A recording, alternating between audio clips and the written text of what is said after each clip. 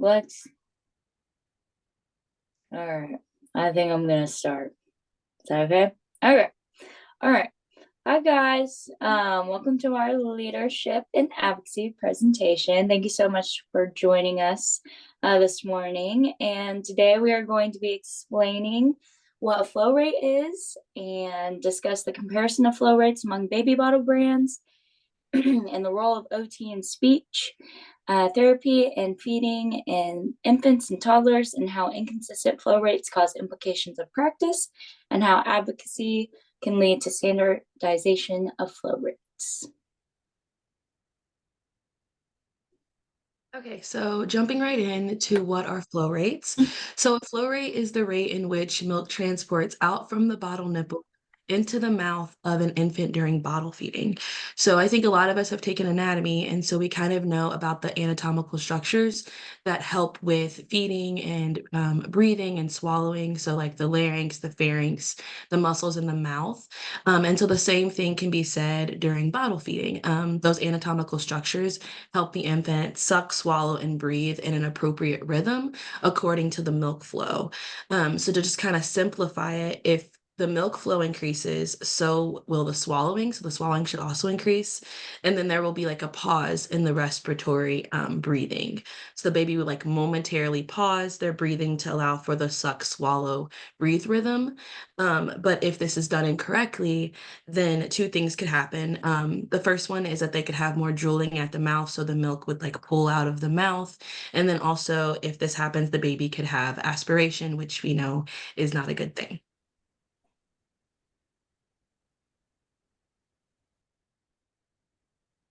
Okay.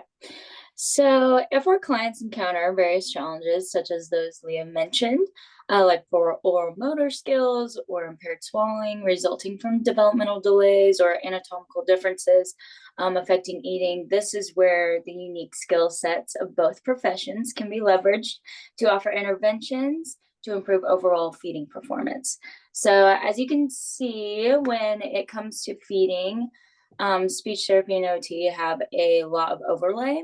However, OTs are responsible for evaluating sensory responsiveness, range of motion or movement, um, and reflexes, posture, behavioral presentation, and more to determine interventions needed to promote the best outcomes. And speech students, you guys can chime in whenever if I'm missing something. But you guys are responsible for evaluating like swallowing abilities, communication, state regulation, pre-feeding behaviors, reflexes, and more to design intervention plans to meet nutritional goals. So ultimately, the common goal that we both share is to enhance overall feeding performance to ensure that a child receives optimal nutrition to promote growth and to have positive health outcomes. One thing we can do to help a child be successful and make sure our shared goal is met is by looking at the different tools that can help compensate for infant's deficits, and which these tools can include the different baby bottles with their associated flow rate. So, like Bailey just mentioned, these advertised baby bottles have flow rates that are on them. And when purchasing baby bottles in retail stores, the bottles are typically advertised by age. So it could say preemie, or it could say 0 to 2 months, or they're advertised by flow rate. So they may indicate that it's a newborn flow, or a slow flow, or a medium flow. But commercially available nipples have increased variability among the different baby bottle brands, despite them advertising the same flows. And we'll kind of go more into that in the next slide. Similarly, nipples that are advertised under the same flow rate within brands have varying flow rates. They're inconsistent. So, for example, the same brand may advertise two slow flow nipples, but the nipples have different flow rates. And in some cases, a brand may even advertise a slow flow rate and a medium flow rate, but then the slow flow rate ends up being faster than the medium flow rate. So here we have a bar graph that features commercially available nipples and their different flow rates. And these are all advertised as a medium flow. As you can see in the middle of the bar graph, there is some consistency with the brands of the middle bottles, and they only vary by about like 3 milliliters per minute. But if we look at the high and the low in this bar graph, they vary by 51 milliliters a minute. And that is a very drastic difference. And when an infant is transitioning to a new flow or using a new bottle, this drastic difference can be extremely unsafe for infants that have feeding difficulties.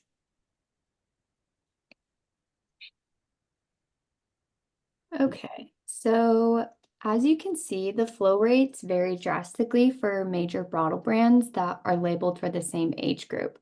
More often than not, the flow rates on the labels do not match the actual flow rate through the nipple. The inconsistencies of this labeling can pose a large risk for infants with feeding difficulties. Disruptions to the suck, swallow, breathe rhythm that Leah mentioned earlier can cause aspiration, especially in infants with feeding difficulties. Taking time to educate parents on how to tell if the flow rate is too fast is very important. And then knowing what flow rate to choose as a parent can be really confusing. So as OTs and speech therapists, it will be important for us to also educate the parents on how to best choose a nipple that is best suited for their child to make sure that they're eating and drinking at a safe pace. A general recommendation for infants with feeding difficulties is to start with a flow that's less than 10 milliliters per minute and then advance it as the infant tolerates it. So we obviously want the parent to feel safe when feeding their child, and we want the child to be safe when they're eating. So advocating for the standardization of these flow rates can help us achieve this. So now that we know the practical implications of inconsistent flow rates, we want you to be able to take action. So here are some ways that you can help advocate on this topic. The first would be to get involved with your respective national associations. For OTs, it would be AOTA, and for speech, it would be ASHA. These organizations often have specific roles dedicated to advocacy. And so then you can write a topic or write in a topic to let them further explore and take action. Or you could be the one that takes action and join their team of advocates. These organizations spend a lot of time and money trying to better and grow their respective professions. So at least being a member of these organizations is a great starting point. Yeah. Another way that you can advocate for flow rate standardization is to contact your legislators to co-sponsor and vote for relevant legislation and bills. So AOTA and ASHA have actually streamlined the process for us, and they have action centers that you can visit to find bills that you'd like to advocate for. We'll kind of run through this at the end of the presentation, but basically you can search for bills, enter your information, and the Action Center will find your local representatives and they will draft a message that you can just send to them. As of right now, there are no bills regarding federal or state regulation of baby bottle flow rates, but you can still advocate for it. You're actually able to enter your address, and AOTA or ASHA will find your federal and state officials, allow you to select one or all of them, and then you can draft your own message regarding legislation that you want. If you wanted to, you can write a message to all of your legislators advocating for a bill regarding flow rate standardization. And the only thing that you have to do is write the message and press send. Like I mentioned, we'll actually run through this at the end of the presentation, and the Action Center links are going to be featured in our QR code at the end of the presentation. Okay, so the third way to advocate is using social media, and whether you love it or you hate it or you just don't use it, it's a prominent part of everybody, usually everybody's daily lives. And so that's why it's such a great way and a great resource to utilize to advocate. It's very accessible and it's worldwide, and so it's just a great way to share awareness about specific topics like this one. So just some tips for using social media. Make sure to explain the topic in an understanding and not degrading way. You want to help people know about what you want to advocate for and know about these specific topics, but you never want them to feel ashamed or embarrassed about not knowing. And so doing it in a positive and uplifting way is the way to go. And then also create fun and engaging content for viewers. So again, you want to be informative, but not boring. Content can be fun and you can have so many creative ways. And so that's the second tip. And then the third one is to post content to multiple platforms. So if you can post to Facebook, Twitter, Instagram, TikTok, any ways that you can the more ways you can post, the better. Yeah, so then after posting on social media, you can then spread it to all your coworkers. And so different interprofessional discussions and workshops like this can help give a foundation or further your understanding to be able to advocate for healthcare issues to incorporate policy change. So there is currently limited advocacy on this topic, like Lex said. And so, but by approaching this interprofessionally, reaching out to both OT, speech, and other practice areas, we can increase the likelihood of influencing health policy regarding flow rates. This brings us to the end of our presentation, and you can scan the QR code to access the resources we used, and Lex will actually use that to let you know about like how to contact your legislators. We wanted to thank you again for taking the time to hop on this Zoom call, even if it's early on a Friday morning. And thank you for listening to us, and we hope that this influences you to advocate for the standardization of flow rates. Does anyone have any questions right now?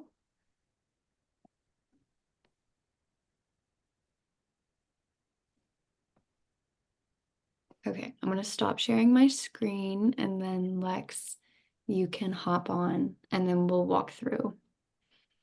Okay, let's do it.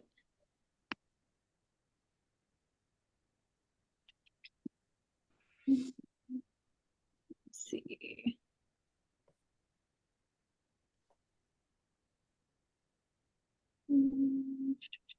Okay, can you guys see my screen? Yes. Okay, perfect. So right now I'm actually on ASHA's Action Center. And once again, we'll have these links in our resources, and I can also just paste the link in the comments. But on here, we have their Take Action Center. So as you can see on here, they have acts that you can sponsor. And whenever you click on one that you are interested in, it will take you to a page where it explains what the bill is. And then on the side, it'll actually have a pre-composed message for you. And all you have to do is enter your information, and then it'll send it to the appropriate legislators. And then OT, very similar setup. Just click on the bill and then it'll have the pre-composed message and then it'll send it for you. However, as we previously mentioned, there's currently no legislation regarding flow rate standardization, but that won't stop us. We can actually draft a message. So what we would do is you would go to this page, you'd enter your zip code, 63026 is mine. You guys can notice it's fine.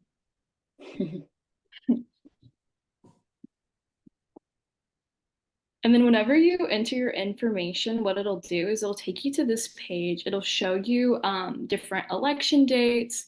It will show you how to register to vote.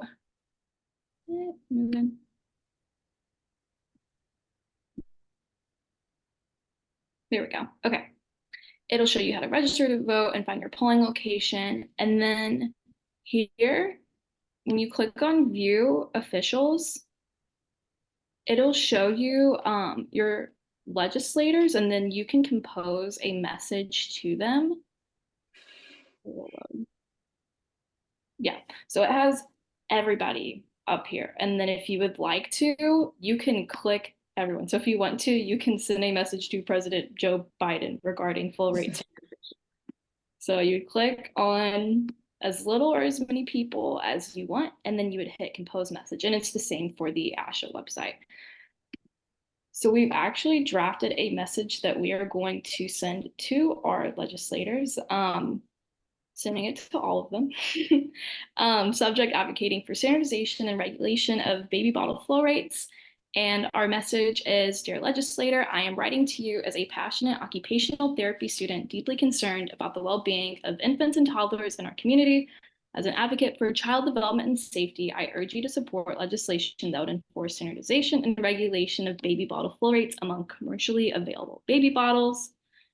I'm just gonna skim through this so you guys aren't listening to this entire message. Currently, the FDA provides guidelines for manufacturing food contact substances, which includes baby bottles and nipples, but none of the guidelines address flow rates of bottle nipples, and current guidelines are recommendations rather than regulatory requirements.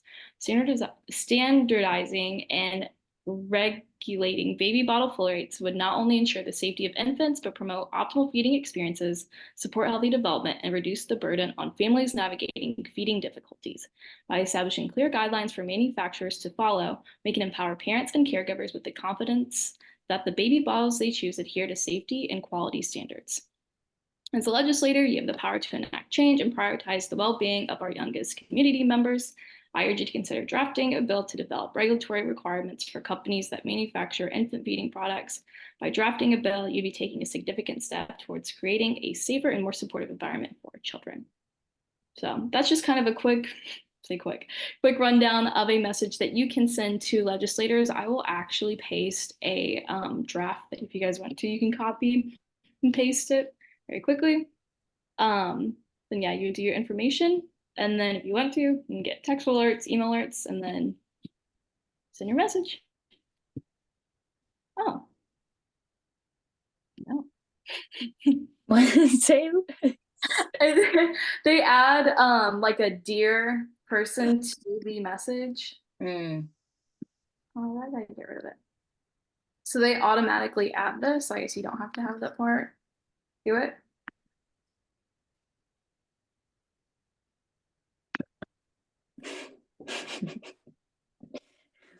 And then yeah. That's how you would, yeah, send the It's message. confirmation. Thank That's you. a message to your legislators. I'm actually going to go ahead and can you guys still see my screen or is it gone? It's gone. Okay, that's fine. Perfect. So I'm going to go ahead and I'm going to paste this draft in the messages. And if you guys are interested, you guys can just copy and paste and send it if you feel strongly about this issue as well. I am just curious. You guys don't have to answer. You can, I'll get the hint if I get a long pause. But have you guys talked about like the standardization of flow rates in class at all, or I don't know. We've like hit on it, but Mhm. have a lot to go through for the next few weeks. Yeah. So it's kind of something that we've hit on like in our dysphagia class, and then we've discussed recently, Gabby. Mhm. I don't think there's much more. No, I think you guys did like a perfect job of like reviewing the like important information and just kind of like here's it all laid out.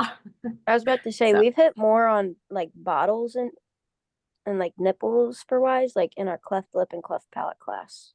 Mhm. I'd say Awesome. we went in deeper in that class rather than what I can remember, at least in our pediatric dysphagia class. Mhm. Have you guys noticed any other like feeding, I don't know, advocacy type topics that need to be talked about, or I don't know. Me and Lex, we were in the feeding clinic this semester, and that's what kind of got this stirring in our heads a little bit. But what else did we talk about, Lex, with the applesauce? So Yeah. we are currently seeing a client, and he is on, I believe, I can't remember if it's slightly thick or moderately thick flow I rate. want to say it's like slightly. Slightly thick. And prior to our treatment sessions, he's just been using Simply Thick to thicken his water, and he's been drinking that for years. And with Simply Thick, it will like coat your throat, and he like is just like very vulnerable to aspiration, and that like coating of the liquid like would cause him to aspirate. So we've been experimenting with using food puree to thicken the food rather than the Simply Thick, because it has less of that like film that it like causes. But we've been experimenting using baby food, just like the pureed baby food, but they only sell it in like these like 2 ounce or 4 ounce containers. And so if you want to create like a big batch, you have to buy, Bulk. Yeah. yeah, but you have to buy a ton of containers. So we've talked about like potentially advocating for these companies to create like almost just like these bulk like baby foods that they can buy, just like bigger containers. That way it's less like plastic waste, and like they're not having to constantly purchase just like these little containers. Because for at least our client, and I'm sure for other clients too, like that's The kind of caregivers have to make it, and like that's even more of a pain in the butt, I feel like, to open thousands of packages and then figure out, I don't know, like it's nice for the ounce wise, but like when you're going for convenience, like it's just, and wasting things like that, like plastic containers and stuff. So Are you guys working with HB? yeah. Yeah. So yeah, I worked with him as well. Because I did the feeding team for, I guess, I don't know, last spring, last summer, maybe. Mhm. But Gabby and I have both been a part of it. So yeah, I really thought it was interesting about the applesauce thing recently. I was like, that is crazy and so good, because he really was starting to struggle on the Simply Thick. Because I mean, I try to put myself in their shoes, and that's like something that they try to teach us a lot, is like, put yourself in their shoes. I'm like, you're right. If I had to drink that every day, I would probably start to And struggle. just plain water too. Like we were lucky enough. I think we mixed it with Gatorade or something like that in class. But even then, I was like, all right, I can't imagine doing this for so many years. No. Definitely, like, I mean, he's got to have a lot of strength there just to drink it in general. So I actually babysit as Oh well my now. oh my gosh. goodness, awesome. He Crazy. loves his like and sweet potatoes. Like, he gets his nutrients like in that type of way sometimes. But it is definitely like a game changer, and his mom is so appreciative to like try new things, because she's at this point she's like, what else do I do? So yeah, Mm. good job, guys. Oh, thank you. No, thank you. And also I forgot a website too, on the QR code. If you guys go to feedingmatters.org, that's a really good site to advocate as well. But other than that, I think that kind of concludes our presentation, unless you guys want to discuss some more. But If you guys have any no, I questions, appreciated your yeah. guys's participation too. Thank you. Thanks for having us. Yeah, Yeah. thank you very much. Yeah, no problem. Okay, guys. All right. No, seriously, thank you for coming at 8 a.m. We appreciate it. Yeah, thank you But, guys. all right. See ya.